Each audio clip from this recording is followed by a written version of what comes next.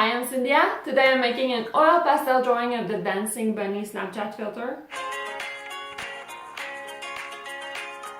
Let's go.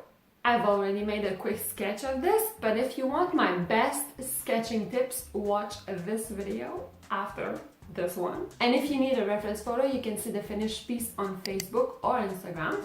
I chose a 14 by 17 format for this.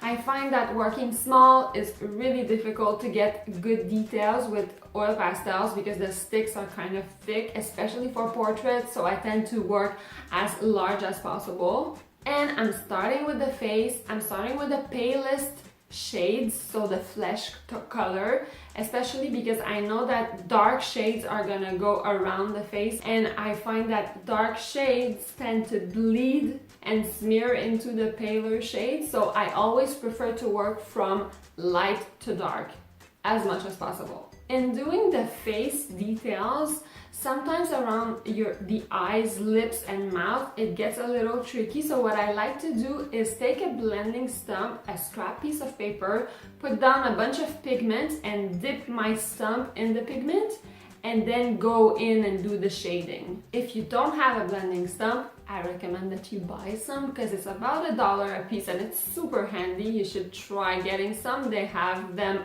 everywhere on Amazon, art supply stores. If you don't have a blending stump, I recommend working on a larger format. It'll make it easier to work the details, or you can use colored pencils for your first layer. I really like Snapchat. I know it's less convenient in many ways than Instagram stories, but I still prefer Snapchat. I love their filters and I'm considering doing a Snapchat filter portrait series. Would you like to see that? Let me know if you think it's a good idea. I think it would be fun. So the dancing bunny is pretty funny. I purposely decided to make the bunny kind of serious, sad or annoyed because I thought it was funnier. Don't ask me why. I didn't stick 100% to the reference photo. I decided to make the bunny purple with a more Easter theme. I added purples and yellows and blues. It's even funnier to see myself in a purple bunny suit.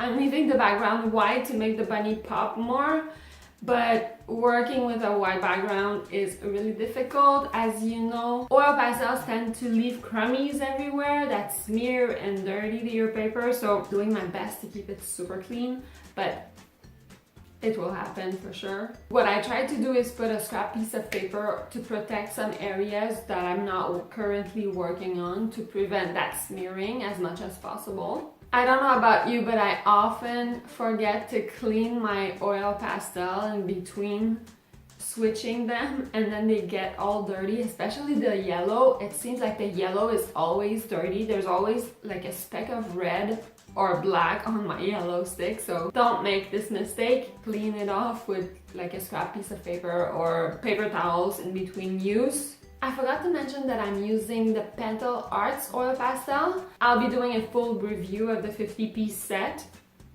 Check it out if you're interested. They're only $6. I'll also be doing a full review of the paper that I'm using. This is a Bristol paper. And I recently found out that the paper that you use has a great impact on the pigment payoff you get with oil pastels. So you should check it out because it's pretty interesting. To correct mistakes, as usual, I use a wooden stick, like an orange stick or a toothpick, to scrape off the pigment as much as possible.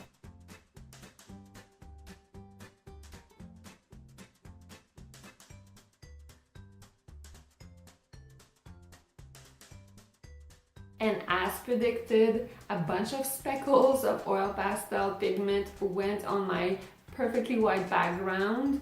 You can fix this by using white acrylic paint, kind of conceal them, or a white gel pen. It's not gonna be perfect, but it could help. Or you can just accept the imperfections. Why not?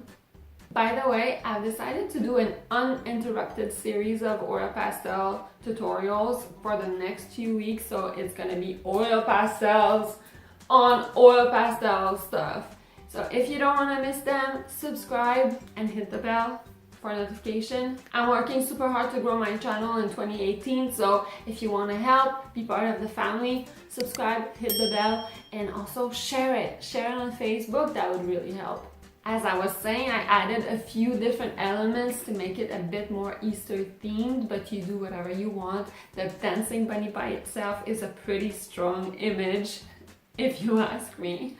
I think it's funny. I like it so much. I like the Snapchat filters. What's your favorite filter? What do you think of my series of Snapchat filter selfie idea? Do you think it's a good idea? I think my favorite filter it's the droopy gray bunny ears with the raspy voice. So cute. I hope you like this. If you want more inspiration, watch this next.